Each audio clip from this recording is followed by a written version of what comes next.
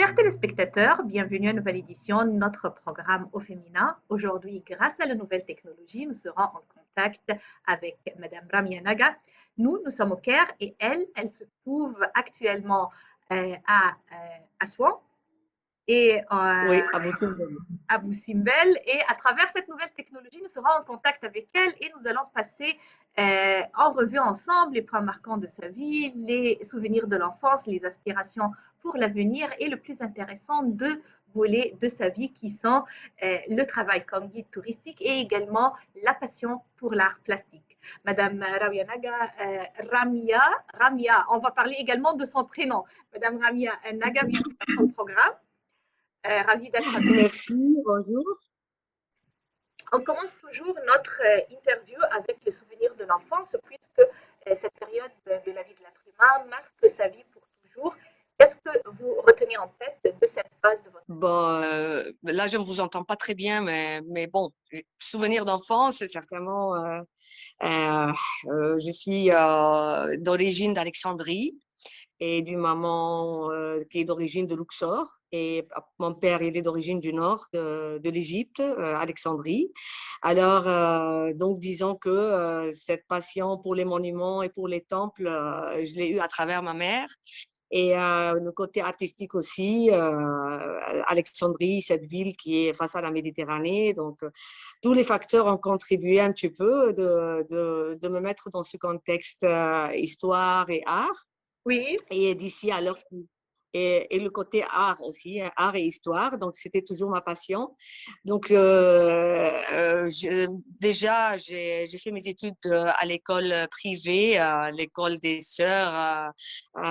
Et vraiment, ça m'a donné aussi la capacité de pouvoir parler plusieurs langues et tout, et surtout le français. Et puis là, donc, j'ai continué mes études après le bac à l'université d'Alexandrie. Certainement, dans mon enfance, mes parents, dans les vacances de mi-année, les vacances scolaires, donc c'était notre but toujours d'aller à Luxor, à Souan, voir ces temples, cette histoire-là qui est magnifique. Et c'est d'ici alors que c'est parti ma passion. Je savais qu'est-ce que je voulais faire après mes études. Je voulais faire guide égyptologue.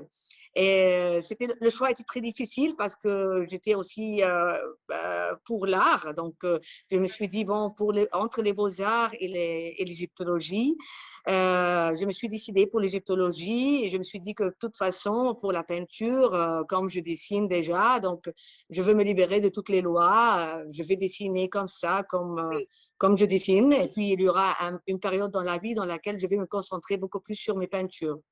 très Et c'est bien. ça ce qui arrive maintenant. Bravo. Oui. Je veux retourner encore une fois sur cette histoire d'origine, puisque vous dites que votre père est alexandrin, votre maman, elle vient de la Haute-Égypte. Vous avez Oui, passé votre enfance à Alexandrie. Oui, c'est oui, l'Égypte en tout exactement. cas, mais je crois que quand même il y avait une différence entre la vie, entre les coutumes à Alexandrie et la Haute-Égypte. Et vous êtes venu faire l'amalgame entre les deux. Parlez-moi un peu de cette expérience et comment vous avez gardé l'identité des deux côtés de l'Égypte. Et c'est vrai, ça c'est très important. Le côté de ma mère, donc toujours, c'est le style, vous savez, les traditions et les coutumes très respectées au sud de l'Égypte.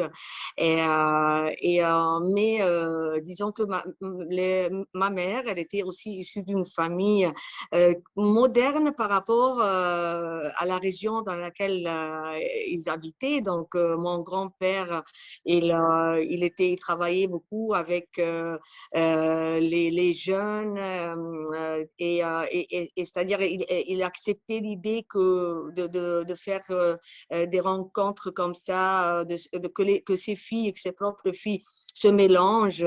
Et c'était même ma mère, elle m'explique ça, elle me dit que c'était un peu bizarre hein, pour la grande famille de voir son papa, à elle, accepter certaines choses, aussi que ses filles se baladent avec les jolies jupes à bretelles. Il a insisté toujours, mon grand-père, d'aller au Caire pour acheter les robes pour ses filles et tout ça. Donc, ma mère, elle a vécu à Luxor, mais dans un modernisme extra, grâce à notre grand-papa, donc Oui. son papa à elle. Et d'un autre côté, Alexandrie, donc mon père, il était fils unique, il adore la chanson, la musique, le football. Il était un petit peu attiré un petit peu des deux côtés, un peu sport, un peu musique. Il voulait faire chanteur, Ah mais oui. bon, il l'a pas fait parce que sa maman, c'était son fils unique, donc elle lui a dit impossible que tu vas finir comme ça. Je veux que tu travailles, que tu sois plus sérieux et tout. Et donc, des deux côtés, il y a eu ce côté-là, le côté ouverture d'esprit, côté artistique, libéral. Franchement, j'ai de la chance d'avoir des deux côtés. Et à la fin, il y a eu ce mélange-là qui est très, très unique et que même mes sœurs et moi, on est très liés, très attachés à tout ce qui est musique, art. Nature. Donc voilà. Donc on a de la chance d'avoir eu ce mélange-là.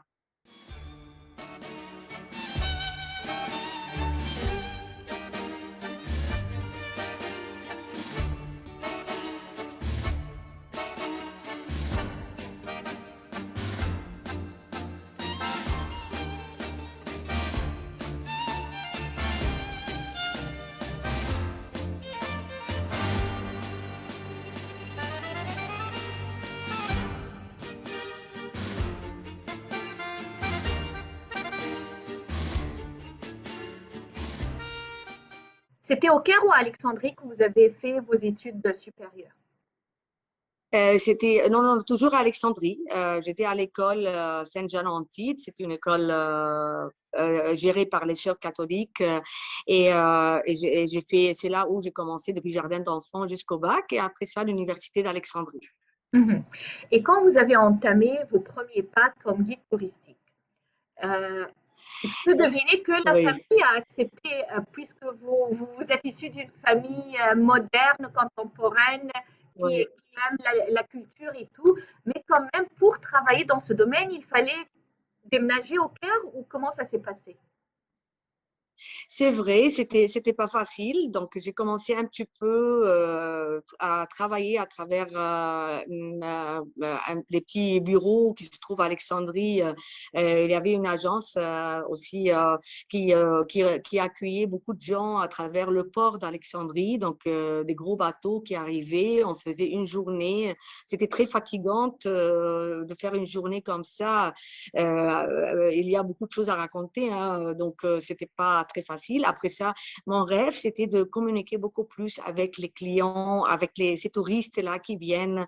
Et j'avais beaucoup plus de rêves. Je voulais que, non, non, je voulais aller même pas aux pyramides uniquement, hein, c'est pas même pas le Caire. Je voulais toujours ces grands temples de Luxor. Je voulais toujours ce que je voyais avec ma famille, c'est-à-dire j'étais très petite et je voyais les temples très très grands et c'était ça ce que je voulais. Donc les journées d'Alexandrie, ça commence à ne pas me suffire. Le Caire, c'était la grande ville dans laquelle je me suis un peu perdue, je me sens un peu étrangère, mais contraire à ça, à Luxor, je sentais que je me trouvais très bien dans le contexte que je voulais.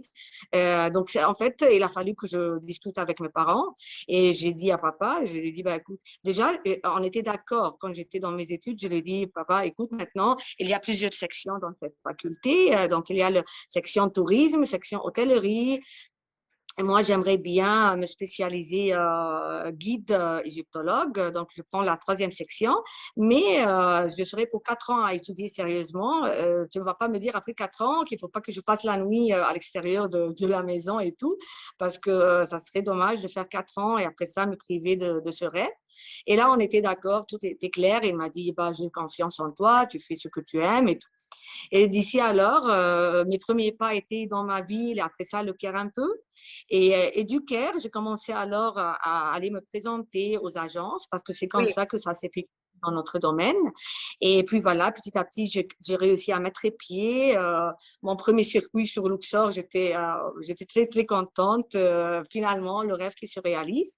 Et du coup, voilà, les années ont passé, je suis dedans, toujours dedans.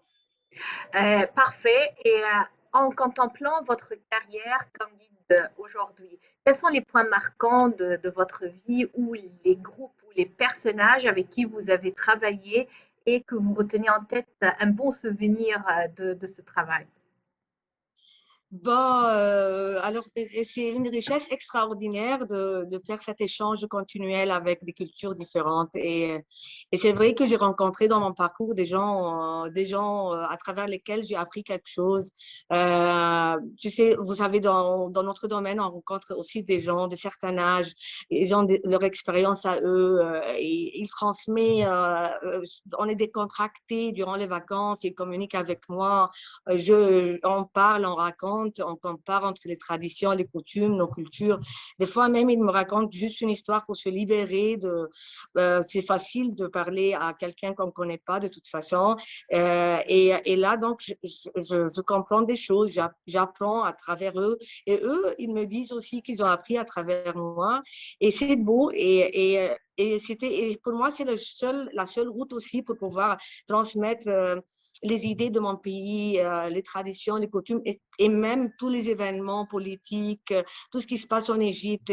Vous savez que aussi les médias, des fois, ne transmettent pas Oui, chez eux la vraie image. justement. Donc, ça Justement, me je donne voulais toujours parler de ça puisque quelquefois on trouve que les Occidentaux viennent visiter l'Égypte avec des clichés, avec des préjugés en tête que voilà. l'Égypte, ce n'est que les pyramides, le désert. Et j'aimerais savoir, est-ce que vous êtes passé par une situation pareille et comment vous l'avez gérée?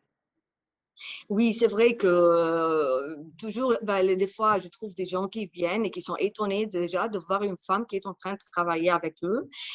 Donc, ils pensent, toujours leur réaction, c'est que ils pensent que je suis la seule femme qui le fait. Et donc là, quand je commence à communiquer le Oui, message et en allant sur les sites, je croise des collègues, je croise des amis à moi qui font le même métier et je commence à leur montrer. Et donc, et en fait, des fois, on a l'impression que les gens, très influencés par leurs médias à eux, ils viennent et ils sont très, très conditionnés par ça. Donc, même s'ils voient d'autres femmes, ils n'arrivent pas à les voir. Tu vois. Ils sont très concentrés sur cette idée de base. Ah oui. Donc, il faut. oui.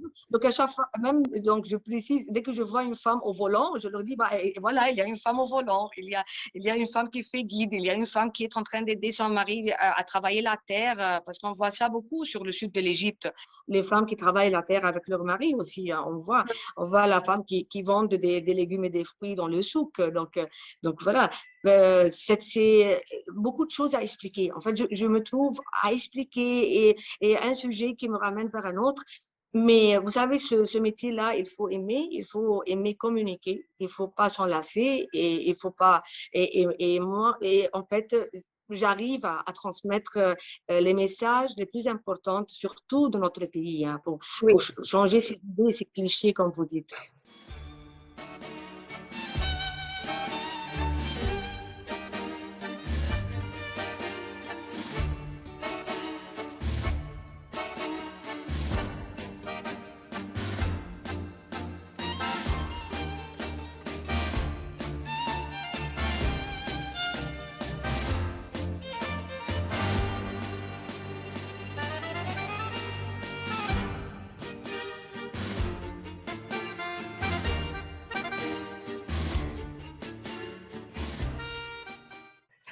Je voudrais maintenant parler d'une autre facette de votre vie, c'est l'art. Vous pratiquez la peinture et j'aimerais parler de ça. Mais avant de passer à ce segment, je voudrais également parler de votre prénom parce que c'est un prénom très attirant et unique en arabe ou en le traduisant. Alors, parlez-moi un peu de ce prénom. C'était le choix de qui et quelle est vraiment l'idée d'avoir un prénom si unique. C'est vrai, ben, l'idée, c'est ma mère et ma mère, elle voulait que ses filles aient un prénom qui commence avec l'alphabet R, donc et que ça soit original. Bon, donc elle a commencé par ma sœur aînée, donc c'était Riham, et dans cette période-là, Riham n'était pas très propagé comme prénom. Aujourd'hui, il y a beaucoup de Riham en Égypte. Il y a aussi, donc après ça, c'était moi, c'est mon tour, et donc là, elle voulait toujours un prénom. Ils lui ont dit Rania, elle a dit non, c'est très connu, il y a beaucoup de Rania. Donc c'était dans la langue arabe Ramia, c'est-à-dire c'est comme celle qui tire à l'arc, c'est le féminin Ouais. de Rami. Oui, Voilà, donc et puis, ça a été un petit peu, elle a beaucoup aimé l'interprétation de mon, le mari de ma tante, qui est libanais et qui connaît un petit village au Liban qui s'appelle Ramia. Donc, elle s'est dit, bon, alors, voilà, je l'appelle Ramia. oui. Donc, c'est d'ici. Alors c'était un prénom, pour moi, dans mon enfance, j'étais un petit peu jalouse de mes sœurs parce que leur prénom était souvent mentionné, surtout dans les émissions, on savait qu'il était pour les enfants. Donc, ils entendent leur prénom tout le temps dans ces programmes qui étaient pour les enfants, le programme matinal du vendredi. Et moi, j'étais comme ça. Je Non, c'est un n'entends pas prénom mon prénom. unique et original, c'est vrai. Oui, un très joli Oui, prénom. en fait, c'est en grandissant que j'ai commencé à me dire, à sentir que c'est original et tout. Et donc, je l'accepte, je l'aime, voilà. Parfait. Également, avec ce parcours de guide de vie contemporaine, intellectuelle et un nom unique et original, également, vous avez cette passion pour l'art, pour la peinture. Parlez-moi un peu de ça. Oui. Comment vous avez commencé à dessiner? Comment vous avez découvert une passion pour cette genre d'art, la peinture, et comment vous l'avez développée? Je reviens toujours à notre maison, à ma famille.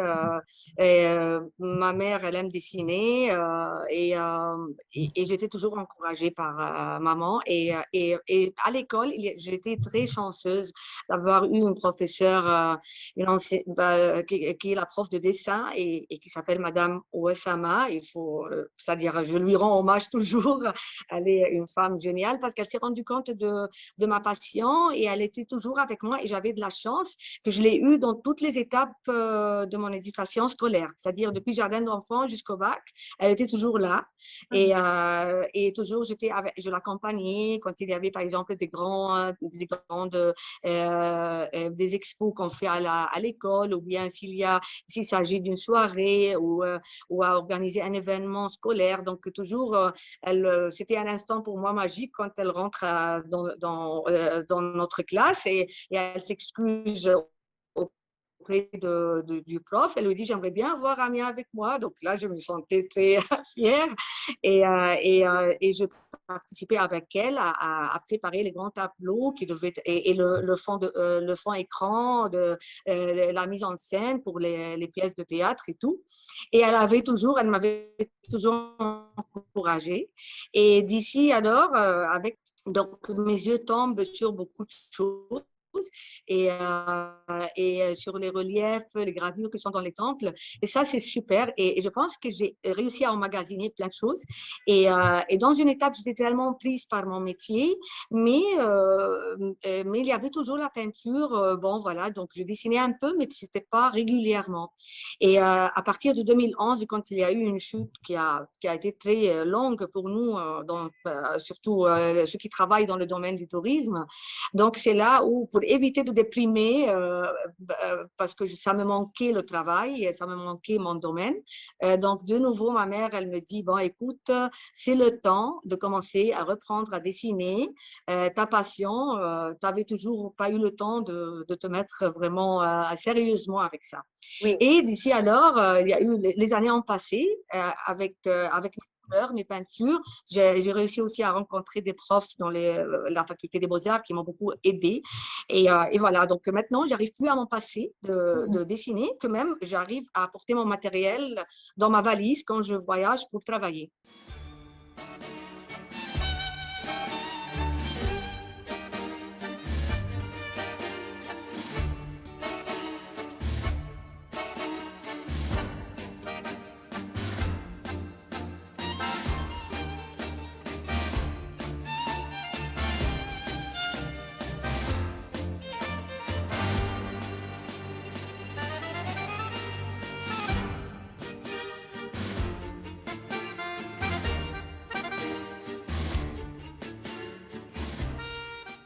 Et qu'est-ce que vous aimez C'est dessiner? l'école réaliste, tout ce qui est mouvement. Ouais, les portraits, les mouvements des gens, je suis très curieuse à l'observation des expressions des visages, le corps, les mouvements du corps et tout ça. Donc, je suis beaucoup plus sur ces mouvements, les portraits, que la nature morte. Mhm.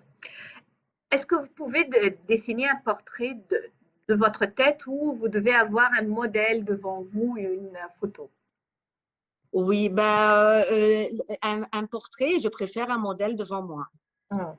Mais sinon, il y a d'autres tableaux que je peux inventer moi-même, tous les éléments et tout, mais ça ne sera pas un portrait de quelqu'un. Peut-être je vais m'inspirer de ce quelqu'un pour l'intégrer dans un tableau qui raconte une histoire, voilà.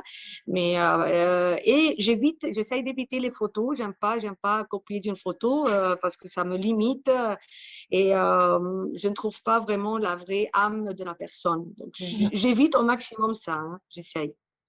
Et vous êtes inspiré par quel courant, pas courant, par quel artiste vous aimez, par exemple, la plume de qui? Vous aimez les tableaux de qui? Il y a le grand peintre Sabri Raghib, j'adore ses portraits. Et il y a aussi Ahmad Sabri. Et bon, ces peintres n'existent, ces fameux noms n'existent plus maintenant, c'est-à-dire hommage à eux. Mais il y a aussi ceux qui sont autour de moi. Je connais des noms comme, par exemple, Farhad Zaki, un grand artiste aussi, surtout avec le pastel, je l'admire. Il y a aussi Khaled Samahi, ses portraits, c'est extra aussi, et sa façon de dessiner. Et franchement, il y a beaucoup autour de moi. Voilà, donc j'ai la chance de les avoir rencontrés même et que j'arrive à les voir et les rencontrer quand j'ai le temps entre un circuit et un autre. Vous avez déjà participé à des expositions? Oui, j'ai participé à quelques expositions collectives dans la salle du journal El Ahram au centre-ville.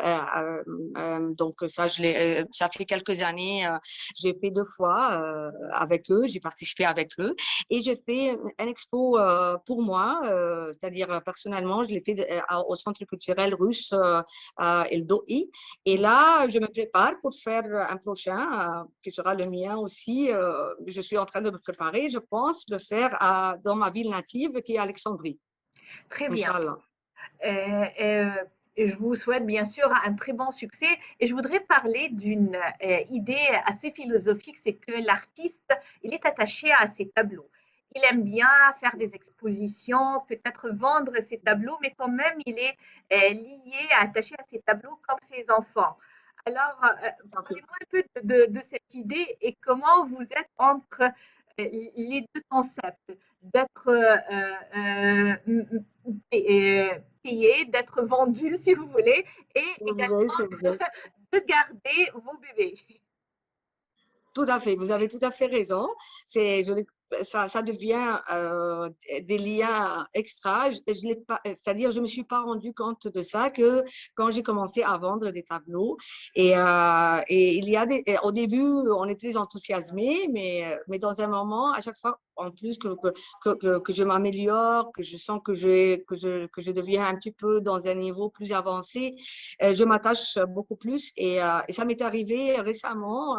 Je l'ai senti vraiment fort là parce que c'était un tableau dans lequel je me suis donnée carrément et c'était un coin comme ça où il y avait un piano et un fauteuil. C'était chez les voisins que j'ai dessiné ça et j'ai mis beaucoup de temps à le faire et avec beaucoup de détails et plus qu'on rentre dans les détails, plus que tu t'attaches plus. Donc, je me suis très attachée à ce tableau qui a très réussi et il y a eu le fils de ma voisine qui était déjà à Londres, il vit à Londres. Quand il est venu visiter sa maman, il a vu le tableau et il a insisté qu'il me l'achète et qu'il le prend avec lui à Londres. Donc déjà, voir le tableau partir, et tu fais l'emballage et tu lui donnes ça, c'était pas facile.